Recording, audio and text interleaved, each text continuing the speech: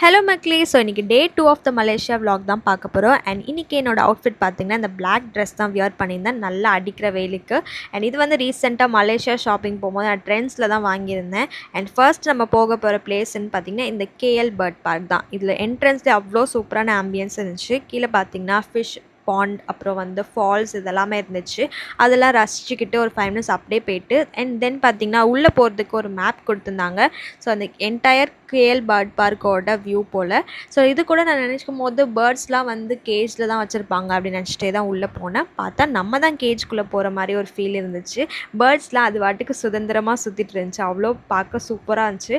So இந்த மாதிரி வந்து இந்தியாவில் ஏதாவது பிளேஸ் இருக்கான்னு எனக்கு தெரியலை. நான் இது வரைக்கும் போனதில்லை. இருந்துச்சுன்னா கமெண்ட் செக்ஷனில் சொல்லுங்கள். எனக்கு ரொம்ப பிடிச்சிருந்துச்சு. அண்ட் ஃபர்ஸ்ட் டே பார்த்திங்கன்னா இந்த பேரண்ட்ஸ் தான் பார்த்தோம். இந்த பேரண்ட்ஸ் பார்த்திங்கன்னா அவ்வளோ டிஃப்ரெண்ட் கைண்ட்ஸ்லாம் இருந்துச்சு. நல்லா கலர் கலராக இருந்துச்சு பெருசாக. ஸோ அதெல்லாம் க்ளோஸ்அப்பில் பார்க்கும்போது ரொம்ப சூப்பராக இருந்துச்சு. அப்புறம் நடந்துகிட்டே போயிட்டுருக்கும்போது இன்னும் டிஃப்ரெண்ட் கைண்ட்ஸ் ஆஃப் பேர்ட்ஸ்லாம் பார்த்தோம். அதெல்லாம் என்னென்னு பார்த்தீங்கன்னா இவங்க தான். அண்ட் இவங்க பேர்லாம் எனக்கு என்னன்னே தெரியலை. பட் நல்லா வம்பிழுத்துட்டு இருந்தாங்க. நம்ம போகிற பாத்வேலே இருக்கிறதுனால வந்து கொத்துற மாதிரியே வந்துட்டு அப்படியே நவுண்டுட்டாங்க. ஸோ அப்படியே சைலண்ட்டாக நம்ம போயிட்டுருந்தோம் வம்பிழுக்காமல். அப்புறம் பார்த்திங்கன்னா ஒரு பீகாக் பார்த்தோம். அந்த பீகாக் ரொம்ப நேரமாக நான் வெயிட் பண்ணுறேன் இந்த ரெக்கையை விரிக்கும்னு. பட் விரிக்கவே இல்லை. ஸோ அது கூட ஒரு ஃபோட்டோ அண்ட் வீடியோ மட்டும் எடுத்துகிட்டு அங்கேருந்து கிளம்பி ஒரு ஒயிட் பீகாக் இருக்கிற இடத்துக்கு போனோம். அதை மட்டும் கூண்டுக்குள்ளே வச்சுருந்தாங்க, ஏன்னு தெரியல.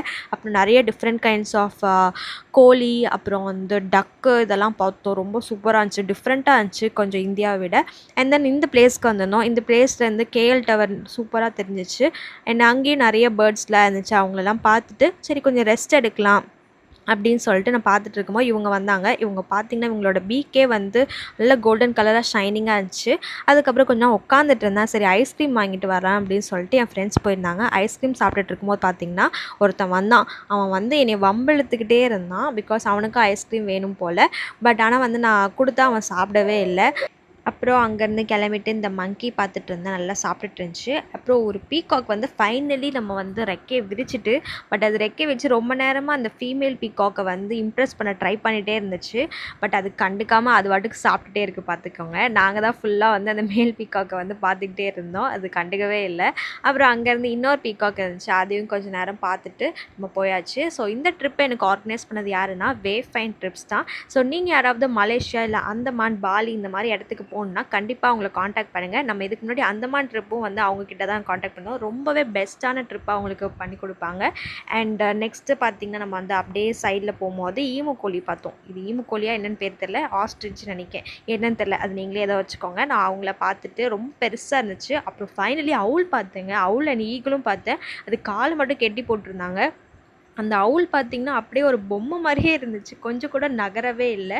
ஸோ அதெல்லாம் அப்படியே கிட்ட இருந்து பார்த்து ரொம்ப சூப்பரான ஃபீல் ஆச்சு. அப்புறம் வந்து பேர்ட் கேலரின்னு ஒன்று இருந்துச்சு. அங்கே போய் நம்ம வந்து பேர்ட்ஸ் கூட ஃபோட்டோ எடுத்துக்கலாம். பட் ரொம்ப ரேட் காஸ்ட்லி.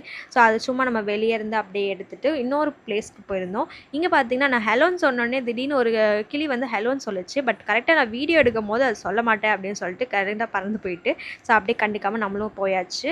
ஃபைனலி இன்னொரு இடத்துக்கு நம்ம போயிருந்தோம். அது என்னென்னு பார்த்திங்கன்னா இண்டிபெண்டன்ஸ் ஸ்கொயர். இந்த இண்டிபெண்டன்ஸ் ஸ்கொயர் பார்த்திங்கன்னா ஃபுல்லாக நம்ம ஒரு சென்டர் வியூ மாதிரி சொல்லலாம். ஃபுல்லாக பில்டிங்ஸாக இருந்துச்சு. ஸோ அங்கே போயிட்டு ஒரு குட்டி டைமில் தான் நம்ம வந்து இங்கே போயிருந்தோம் 5 மினிட்ஸ் கேப்பில். அண்ட் பிகாஸ் செம்மையான வெயில். ஸோ டக்குன்னு வீடியோ எடுத்துகிட்டு ஃபோட்டோவும் எடுத்தாச்சு.